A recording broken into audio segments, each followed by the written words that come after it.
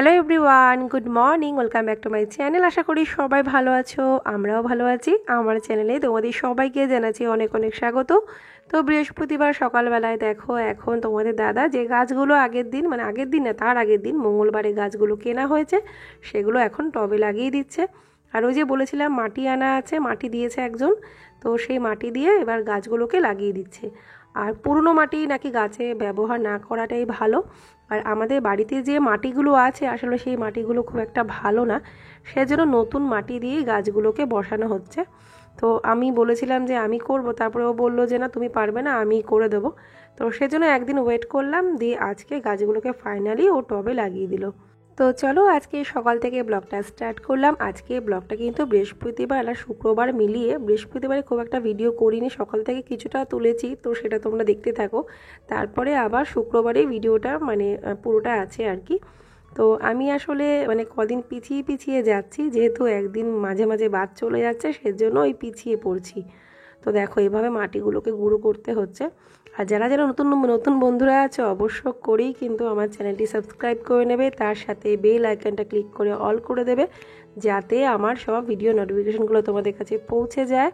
আর যদি আমার ব্লগ দেখতে ভালো লাগে অবশ্য করেই কিন্তু লাইকটা করতে ভুলবে না। তোমাদের একটা লাইক কিন্তু আমার কাছে অনেক বড় ম্যাটার করে। তো দেখো এখানে গাছগুলো অনেক আগেই লাগিয়ে দেওয়া হয়েছে, তো অনেকক্ষণ পরে তোমাদের দেখাচ্ছি। এখানে জল টল দেওয়া হয়েছিল, জলগুলো শুকিয়েও গেছে, তো কত সুন্দর লাগছে না। তবে শীতের আরও আগে থেকে যদি গাছগুলো আনা যেত, কিছু গাছ, তাহলে এখানটা ভরে যেত, আরও সুন্দর সুন্দর ফুল দেখা যেত আর কি।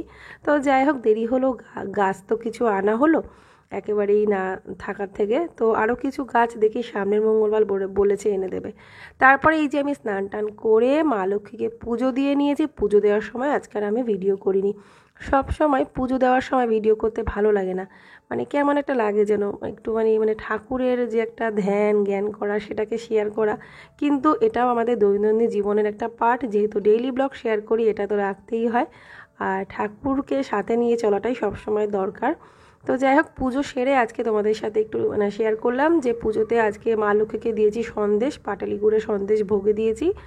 আর আজকে আর ওই ঘরে পিতলের যে সুপুরি ছিল সেটা দিয়ে ঘট পেতেছি। আর রান্নাটাও আজকে হয়ে গেছে। ওই যে বললাম বৃহস্পতিবারে এক ঝলক তোমাদের শেয়ার করছি, সব ঝলক ঝলক শেয়ার করছি, সব কাজ করে নেওয়ার পরে। তো আজকে করেছিলাম ভেজ ডাল, গাজর দিয়ে, মটরশুঁটি দিয়ে, বিন দিয়ে, মুগ ডাল, ভাজা মুগ ডাল। আর এখানে পালং শাক করেছি শিম বেগুন দিয়ে, তো পালং শাকটা করেছি। আর করেছি ব্রকলি আলু ভাজা আর ভাত। তো দেখো এই আজকে রান্না হয়েছে। আজকে রান্নাটা অনেক তাড়াতাড়ি করে নিয়েছি, তোমাদের দাদা যেহেতু বেরোবে, তো রান্নাটা আমি একবারেই সকাল সকাল করে নিয়েছি। তো চলো একেবারে পরের দিন দেখা হচ্ছে।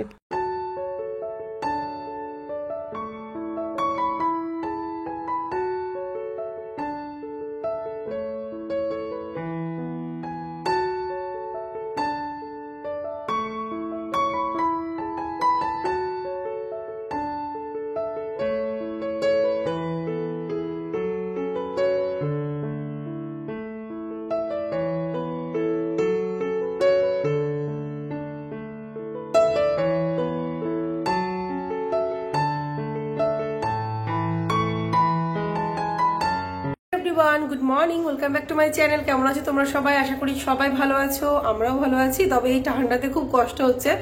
আজকে প্রচন্ড ঠান্ডা, প্রচন্ড বলার মতো না। তো আজকে ওই শুক্রবার আজকে, আর আজকে স্বামী বিবেকানন্দের আজকে ওই বার্থডে জন্মদিনের সেলিব্রেশন হচ্ছে ওদের স্কুলে। তো ওদের স্কুলটা আবার ছুটি দেয়নি, এমনি সেলিব্রেশনও হবে, আবার সাথে একটা দুটো ক্লাসও হবে। তো ওই 1:30টা নাগাদ মোটামুটি ছুটি দেবে। তো আজকে আবার স্কুলেও যেতে হবে, আমাকে খাতা দেখানো আছে ওদের স্কুলে। ওই PA2 ইউনিট টেস্ট 2 এর ওদের কপি শোয়িং আছে, আজকে পরীক্ষার খাতা দেখাবে। সেজন্য আমাকে যেতে হবে সেই 1:30টার সময়। আমি যাব একেবারে স্কুলের ওই পরীক্ষার খাতা দেখে একেবারে ওদেরকে নিয়ে বাড়ি আসবো। তোমাদের দাদা তার অনেকক্ষণ আগেই চলে আসবে, তো ওর সাথেই যাব। আর আজকে দুজনের একসাথে ছুটি হবে, তো দুজনেরই কপি দুজনেরই ক্লাসে আমাকে যেতে হবে, একবার এরটা একবার ওরটা। একই টাইম দুজনের দিয়েছে, 1:30টার সময় ওর ক্লাসেও সব ক্লাসে একই টাইম দিয়েছে। তো সেই জন্য আমাকে দৌড়োদৌড়ি একটা লাগবে। একজনের রুমে গিয়ে তার কপিটা দেখার পরে জমা দিয়ে আবার আরেকজনের রুমে দৌড়ো, তো এই করতে হবে, দিয়ে তারপরে বাড়ি আসবো। তো এখন আমি সব কাজ মোটামুটি সকালের ঘর ঝাড় দেওয়া মোছা বাসি কাজকর্ম সব হয়ে গেছে। এখন এই আমি আর মা কটা ভাত খাবো, কালকে রাতের ভাত আছে গরম করলাম, তো তারপরে এখন টমেটো পোড়ালাম, তারপরে এখন ভাতটা খাবো। আর এখানে দেখো কিছু বাসন আছে, এই যে এই কটা বাসন আছে, তো পরিষ্কার করবো। এমনি রান্নাঘর মোছাও হয়ে গেছে, ওই ঘরদোরগুলো সব মোছামুছি সব কমপ্লিট। আর এই দেখো আমি কানে জড়িয়ে রেখেছি, কারণ আমার গলার সমস্যা, তো গান গলা এমনিতেও কানটা হালকা হালকা ব্যথা করছে। মানে ওদেরকে স্কুলে নিয়ে এসেছি, মানে মাফলার জড়িয়ে গেছিলাম, এইটা না আরেকটা মাফলার আছে যেটা বাইরে পরে যাই, সেইটা পরে গেছিলাম, কিন্তু তবু যেন কানটা সেই টাটাচ্ছে, হালকা হালকা ব্যথা ব্যথা করছে, দিয়ে আবার পেঁচিয়ে দিলাম। তো সেজন্য এখন এত ঠান্ডা।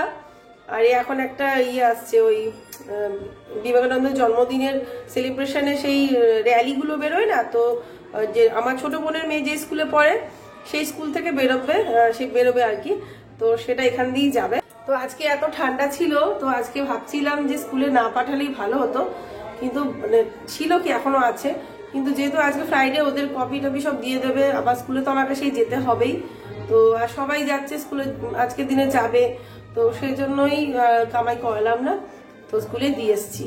ঠিক আছে বন্ধুরা, চলো আর বেশি বকবক করছি না, আর এখন আমি ভাতটা খাই, ভাতটা মাখি, লঙ্কা পোড়া দিয়ে টমেটো পোড়াটা বেশ ভালো করে মাখবো, মেখে তারপর ভাতটা আমি আর মা খেয়ে নিই। তারপরে দেখো রোদ ওঠেনি, একটু রোদ নেই।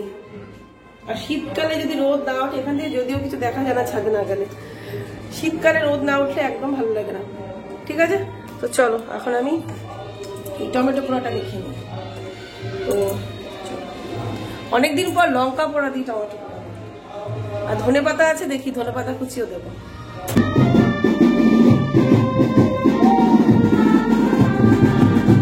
তো দেখো এবারে আমি টমেটো পোড়াটা মেখে নেব। আর টমেটো পোড়া মাখার জন্য আমি বেশি করে সর্ষের তেল নিয়েছি, তারপরে লবণ নিয়েছি, 1 ফোঁটা চিনি নিয়েছি, আর ধনে পাতা কুচি নিয়েছি, 2টো লঙ্কা পোড়া নিয়েছি, মানে শুকনো লঙ্কা পুড়িয়ে নিয়েছি 2খানা, আর এখানে 3টে টমেটো নিয়েছি। 2টো টমেটো দেখলাম যে শুধু টমেটো, তো যদি 2টোতে কম হয় তাই 3টে টমেটো পুড়িয়ে নিয়েছি।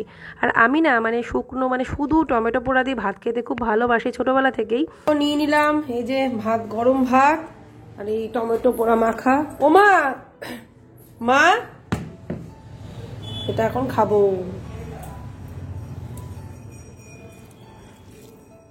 তোমরা কি এরকম ভাবে খাও আলু ছাড়া টমেটো পোড়া মাখা? আলু কিন্তু সেদ্ধ দিলে দেরি হতো, তাই আলু সেদ্ধ দিই।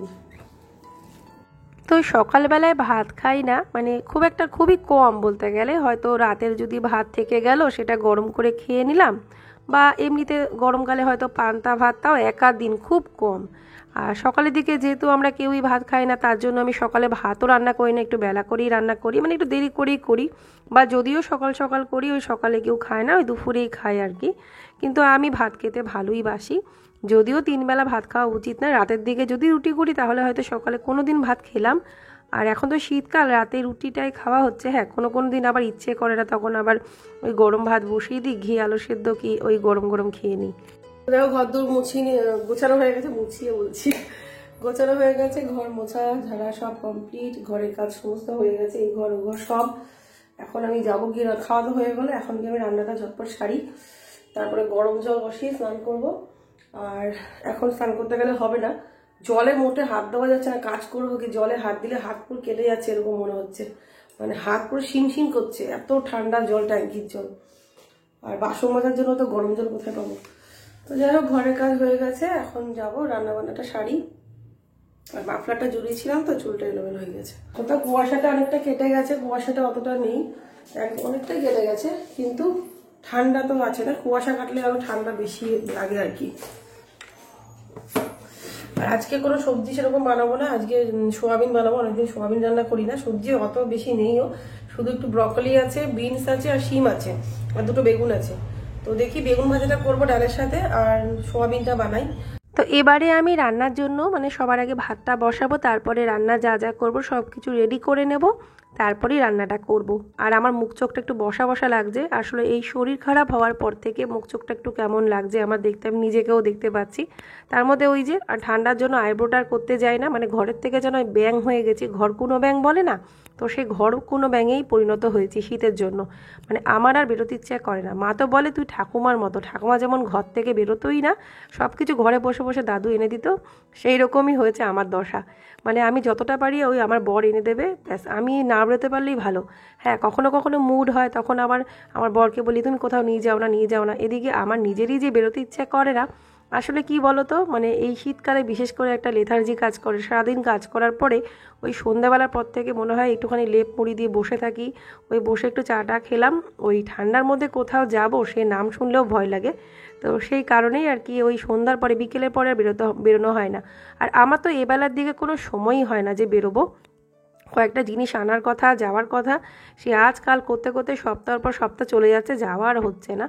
তো কিন্তু এবার বেরোবো ভাবছি দিনের বেলায় না চলে যাব। তোমাদের দাদাও তাই বলছিল তুমি গেলে দিনের বেলায় যাবে, নাহলে তুমি বিকেলের দিকে তোমার বেরোনোও হয় না, বেকার বলে লাভ নেই। তুমি এক কাজ করবে, সকালের দিকে ব্রেকফাস্ট করি তারপরেই যাবে, যা দরকার তখন গিয়ে সেরে আসবে। তো সেটাই এখন ভেবে রেখেছি। তো চলো এখানে বক বক করতে করতে বাসনগুলো মেজে নিলাম, এবারে বেগুনটা বানাবো। আর বেগুনগুলো মাখন বেগুন, কয়েকটা বেগুনে তো কোনো পোকাই নেই। আবার এক একটা বেগুন দেখে বোঝা যায় না, মানে এমনি কেটে নেওয়ার পরে ভেতরে দেখি পোকা, মানে একটা কালো দাগ দেখি পোকা বেরিয়েছে, তারপরে আবার ফেলে দিতে হয়। তো এই আর কি। আর শীতকালে বেগুন ভাজাটা মানে না হলে মনে হয় যেন সে ভাজা করলে বেগুন ভাজাটা ইচ্ছেই করে করতে। আর তোমাদের দাদা যেহেতু বেগুন ভাজা ভালোবাসে তার জন্য বেগুন ভাজাটা আমি করি। আর আজকে দেখো বেগুন ভাজার মধ্যে পোকা বেরোলো কতগুলো, দেখলে সব বাদ দিলাম। তো বাদ দিতে দিতে তো এবার কম হয়ে গেল। তো বেগুনটা এমনি তো বেশি বেশি করে আনে, আর এই সবুজ বেগুন যদি আনে তো বেশি করেই আনবে। তো চলো আর বকবক করলাম না, এবারে কাজগুলো করি, তোমরা দেখতে থাকো।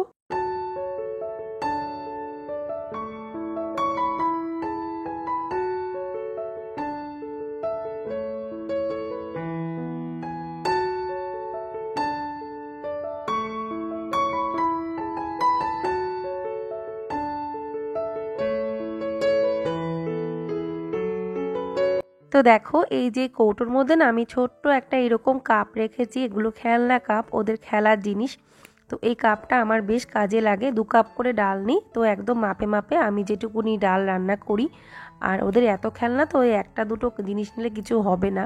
তো এরকম এর আগেও নিয়েছি। তো আর এখানে এই যে চিনিটা ঢেলে নেব, চিনি যে চা চিনি রাখি যে বোতলে, কাঁচের বোতলে, সেখানে চিনিটা শেষ হয়ে গেছে তার জন্য ঢেলে নিলাম। আর কিছু কিছু মুদিখানা জিনিসপত্র আনতে হবে, সেগুলো আবার লিখে রাখতে হবে। যেমন চিনি, তারপরে মুগ ডালটাও দেখছি শেষ হয়ে এসেছে, তো এগুলো আবার লিখে দিতে হবে। আর বাকি ডালগুলো সব ভর্তি ভর্তি আছে, যেমন মটর ডাল, তারপরে অড়হর ডাল, তারপরে কলাই ডাল, এগুলো সব রয়েছে। যেহেতু মুগ ডালটা বেশি রান্না করি, মানে বেশিরভাগ দিন তো মুগ ডালটাই বেশি হয়, তো সেই কারণে মুগ ডালটাই তাড়াতাড়ি ফুরিয়ে যায়। তো দেখো আজকে এই কারণে মটর ডাল করব। মটর ডাল খুবই কম রান্না করি, তো আজকে মটর ডাল রান্না করব। তো এরকম মেপে জিনিস নেওয়া নাকি খুব খুব ভালো, মানে এমনি জিনিস নিতে নেই, কোনো কিছু দিয়ে একটা মেপে মানে জিনিস ব্যবহার করতে হয়। সেটা আমি ঠাকুমাকেও দেখতাম, মাও তাই বলে যে জিনিস কিছু একটা দিয়ে মেপে নিতে হয়, যেমন আমরা চালের কৌটো দিয়ে চাল মেপে নিই সেই রকম। তো চলো এখানে এবারে আমি ডালটা বসিয়ে দেবো, আর তার সাথে সোয়াবিনটা এখানে সেদ্ধ বসিয়ে দেবো। মানে সোয়াবিনটা একটুখানি গরম জলে ফুটিয়ে নিই। তো আজকে কিন্তু আমি কুকারেই রান্না করব। কুকারে রান্না করলে সোয়াবিনটা না সুন্দর একদম নরম হয়, আর মানে তরকারি যে ফ্লেভারটা খুব ভালো আসে, আর আলুগুলো সেদ্ধ হতে সময় লাগে না। তো সেই জন্য কুকারে করি, ঝটপট হয়ে যায়, তরকারিটা টাইম লাগে না। আর এমনিতে তো হলুদ লবণ চিনি মাখিয়ে রেখে দিয়েছি বেগুন ভাজাতে, মানে বেগুন যে ভাজবো ওটা আগে থেকে মাখিয়ে রাখলে কি হয়, তেলটা টানে না। আর এই যে মশলা করার জন্য আমি এখানে নিয়ে নিয়েছি একটা টমেটো, ছোটো চামচে 2 চামচ মতো জিরে, একটুখানি আদা, আর হচ্ছে কাঁচা লঙ্কা, ওই 5-6টা মতো কাঁচা লঙ্কা দিয়ে এটাকে এবারে পেস্ট করে নেব। এর মধ্যে একটা এলাচ আর 1 টুকরো দারচিনিও দিয়েছি, একটুখানি জল দিয়ে পেস্ট করে নেব।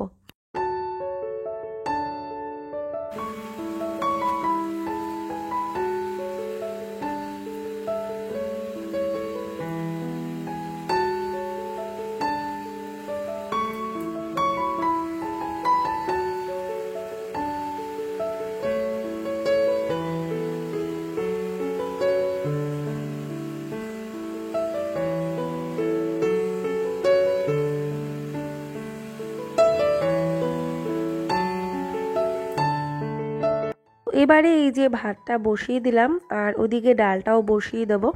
আর মশলাটা করে নিয়েছি তরকারিটা করার জন্য, আর সোয়াবিনটা সেদ্ধ করে রেখেছি জল ঝরিয়ে, মানে এদিকে ভাতটা হয়ে যাক, তারপরে আমি তরকারিটা রান্না করব। তো ততক্ষণে আমি স্নান টান করে চলে আসব। তো চলো তোমাদের সাথে আবার পরে কথা হচ্ছে।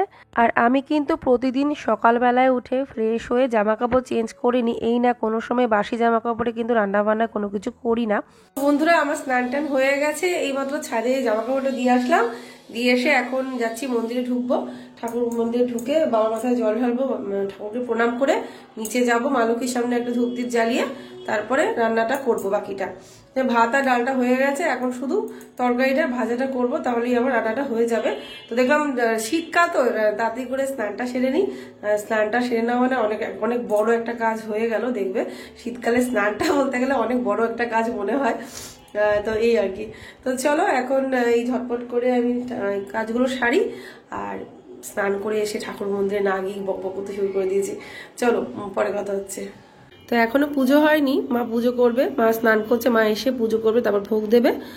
আর এই যে শীতের পোশাক পরানো, তো ফুল টুল দিয়ে পুজো দিলে আমার বেশ ভালো লাগবে সিংহাসনটা। ফুল টুল নেই তো এখন, তাই ফাঁকা ফাঁকা লাগছে। তো চলো এখন আমি ঠাকুরের কাজটা সারি, সেরে নিচে যাই। তো ওপরে ঠাকুরকে প্রণাম করে এসে তারপরে নিচে প্রদীপ জ্বালিয়ে একটু ধূপ দ্বীপ দেখিয়ে দিলাম। তো এবারে সারা বাড়িতে ধূপকাঠিটা দেখিয়ে দেবো, তারপরে হনুমান চালিসা পাঠ করব, তারপরে গিয়ে রান্নাটা করব। তো কুকারে রান্না করব, তো বেশি একটা টাইম লাগবে না, তাড়াতাড়ি হয়ে যাবে। ভাত হয়ে গেছে আর আমি ঠাকুরের নামটা সেরে আসলাম। এবার ভাতটা নামাই, এই চালটা খুব তাড়াতাড়ি হয়ে যায়, বেশি একটা টাইম লাগে না, ঝটপট ভাতটা হয়ে যায়। তো ওই কারণেই ডালটা এখানে সেদ্ধ করে রেখেছি, ডালটায় ফোড়ন দেওয়া শুধু বাকি। ঠিক আছে, তো চলো এখন ঝটপট করে ফ্যানটা আগে ঝরাতে দিই, তারপরে ডালটায় ফোড়ন দেবো।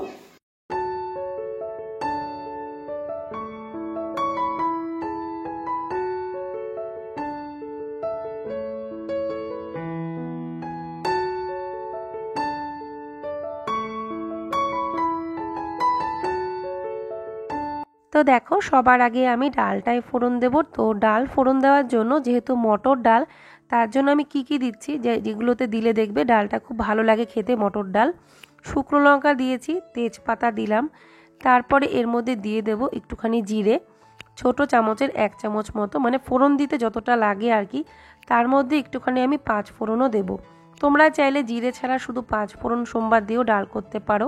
তো দিয়ে দিলাম একটুখানি 5 ফোড়ন। তারপরে এর মধ্যে দিয়ে দেবো আদা কুচি, বা আদা বাটাও দেওয়া যায়। তো কিছুটা পরিমাণে আদা কুচি দিলাম। তো এই আদা কুচির মধ্যে একটুখানি হিং দেবো আমি, মানে খুব সুন্দর একটা ফ্লেভার আসে মটর ডালে। তারপরে এটাকে একটু ভাজা ভাজা করে নিয়ে এর মধ্যে আমি ডালটা ঢেলে দেবো। তো এর মধ্যে একটুখানি হলুদও দেওয়া যায়, তো একটুখানি সামান্য পরিমাণে হলুদ দিলাম, দিয়ে এটাকে একটু ভাজা ভাজা করে এর মধ্যে ডাল সেদ্ধটা দিয়ে দেবো। তো এইভাবে ডালটায় ফোড়ন দিলে একদম ঠাকুর বাড়িতে যেরকম মানে ডাল খেতে দেয় দেখবে, সেই রকম ডালটা খেতে লাগে। আর আদা বাটা দিলেও কিন্তু ভালো হয়। তোমরা চাইলে এর মধ্যে কিছু মটরশুঁটি ভাজা করে, মানে এইরকম ফোড়নের মধ্যে কিছু মটরশুঁটি দিয়ে ভাজা ভাজা করে নিয়ে ডালটা দিতে পারো, তাতেও কিন্তু মটর ডাল খেতে ভালো লাগবে। আবার মটর ডাল এমনি টমেটো সর্ষে দিয়ে, মানে টমেটো দিয়ে সর্ষে কালো জিরে দিয়ে বানালেও খুব ভালো লাগে, যেটা তো আমি ভীষণ ভালোবাসি। কিন্তু যেহেতু তোমাদের দাদা আবার টমেটোর দেওয়া ডালটা অতটা পছন্দ করে না, সেজন্য বানাই না আমি, কিন্তু আমার খুব ভালো লাগে। তো দেখো এখানে দিয়ে দিলাম কাঁচা লঙ্কা, মাঝখান দিয়ে একটুখানি হালকা চিড়ে দিয়ে দিলাম। এবারে ডালটা ফুটে উঠলে নামিয়ে নেব। তো রেডি হয়ে যাবে গরম গরম মটর ডাল। তারপরে এই যে বেগুন ভাজাগুলো করে নিলাম। তো তো চলো তরকারিটা করে নিই, তোমাদের দেখাচ্ছি।